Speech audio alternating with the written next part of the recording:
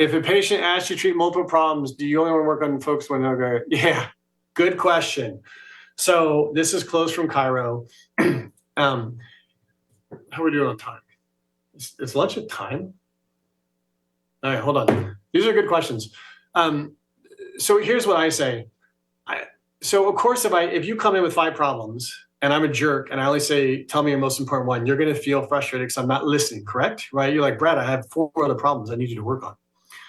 The reason why we want to get down to one problem is because I want you guys to understand you're only going to commit and pay for the most significant problem.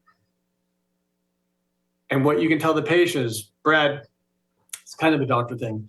What's the most important thing for you guys? And this is not even just close for Cairo. This is all the other teachers I have as well. Getting to the most important things. You need to know what they're there for. What's the catalyst? And then you can say to be thoughtful. And, Dr. Tsao, don't worry. I'm going to cover all the other issues when I take your pulse. We're going to address all your problems and we'll talk about them, but I still need to know so I can direct the consultation, so I can focus in on the main problem. What's the main issue? And if you want to even go further, Dr. Tsao, most of these things are interrelated, they interplay. And Chinese medicine is a holistic medicine, and we treat the whole body at one time.